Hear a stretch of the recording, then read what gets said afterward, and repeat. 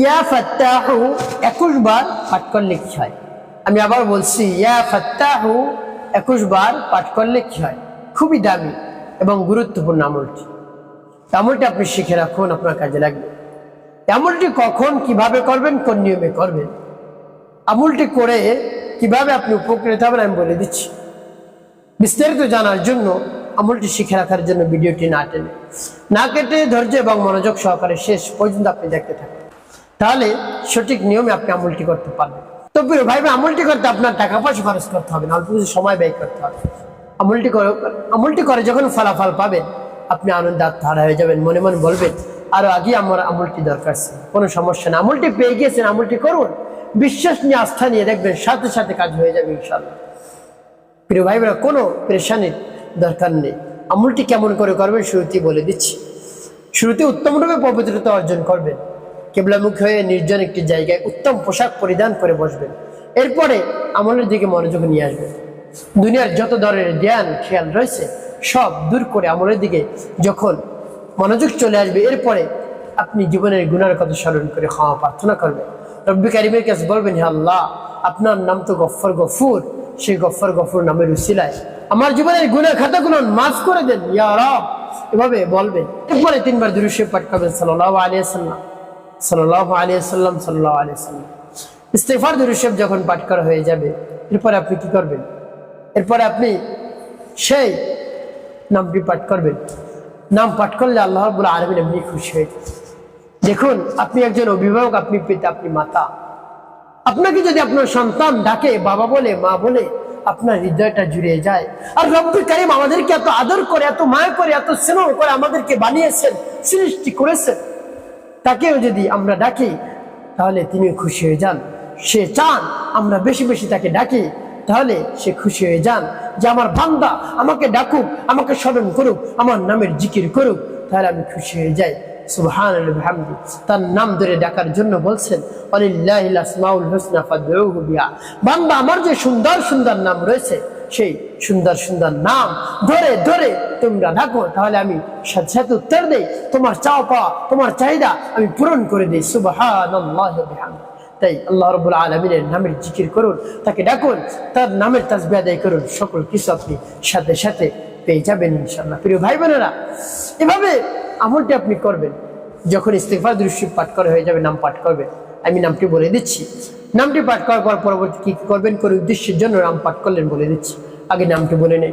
ইয়া ফাত্তাহু ইয়া আল্লাহ,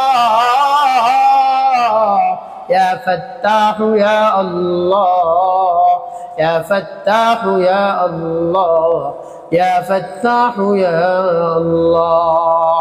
পাঠ করে হয়ে যাবে একটু ফুটে, তারপর আপনি আবার পাঠ করবেন, ইয়া ফাত্তাহু ইয়া আল্লাহ, ইয়া ফাত্তাহু ইয়া আল্লাহ, ইয়া ফাত্তাহু ইয়া আল্লাহ, ইয়া ফাত্তাহু ইয়া আল্লাহ।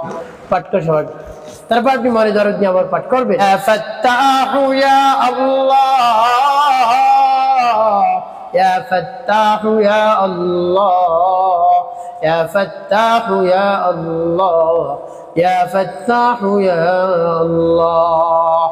পাঠ করে সবাই। প্রিয় ভাই, কতবার? গুনি গুনি 21 বার পাঠ করবেন। শেষে নবীজি সাল্লাল্লাহু আলাইহি ওয়াসাল্লাম মহব্বত নিয়ে, ভালোবাসা নিয়ে আপনি 5 বার দুরূদ ইব্রাহিম পাঠ করবেন। আল্লাহুম্মা সাল্লি আলা মুহাম্মাদ ওয়া আলা আলি মুহাম্মাদ কামা সাল্লাইতা আলা ইব্রাহিম ওয়া আলা আলি ইব্রাহিম ইন্নাকা হামিদুম মাজিদ।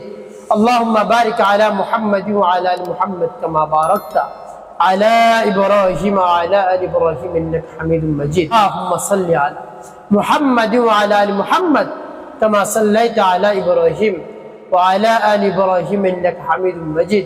আল্লাহুম্মা বারিক আলা মুহাম্মাদ ওয়া আলা আলি মুহাম্মাদ কামা বারাকতা আলা ইব্রাহিম ওয়া আলা আলি ইব্রাহিম ইন্নাকা হামিদুম মাজিদ। আল্লাহুম্মা সাল্লি আলা মুহাম্মাদ ওয়া আলা আলি মুহাম্মাদ কামা সাল্লাইতা আলা ইব্রাহিম ওয়া আলা আলি ইব্রাহিম ইন্নাকা হামিদুম মাজিদ। আল্লাহুম্মা বারিক আলা মুহাম্মাদ ওয়া আলা আলি মুহাম্মাদ কামা বারাকতা আলা ইব্রাহিম ওয়া আলা আলি ইব্রাহিম ইন্নাকা হামিদুম মাজিদ। আল্লাহুম্মা সাল্লি আলা মুহাম্মাদ ওয়া আলা আলি মুহাম্মাদ কামা সাল্লাইতা আলা ইব্রাহিম ওয়া আলা আলি ইব্রাহিম ইন্নাকা হামিদুম মাজিদ।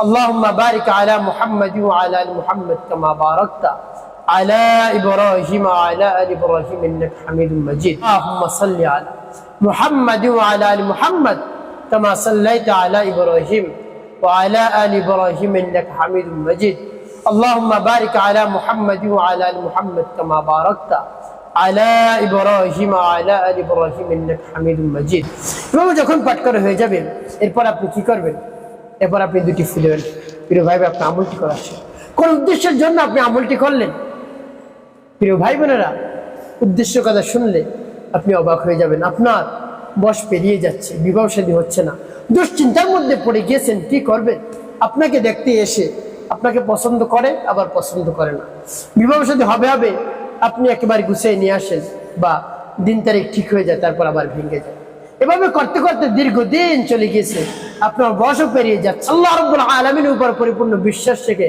আস্থা রেখে ভক্তি রেখে এই নামটি আপনি পাঠ করুন দেখবেন কাজ হয়ে যাবে দ্রুত সময় বিবাহ শাদী হবে ভালো পাত্র পাত্রী ব্যবস্থা হয়ে যাবে উত্তম জীবন সঙ্গিনী আপনাকে আল্লাহ রাব্বুল আলামিন দান করবে প্রিয় ভাই বোনেরা এভাবে যদি আমলটি করতে পারেন অবশ্যই উপকৃত হতে পারবেন একটি কাজ করতে হবে 5 ওয়াক্ত নামাজ আপনাকে আদায় করতে হবে মানুষের কল্যাণে খেদমতে কাজ করবেন অবশ্যই আপনার জীবন সুখময় হবে শান্তিপূর্ণ হবে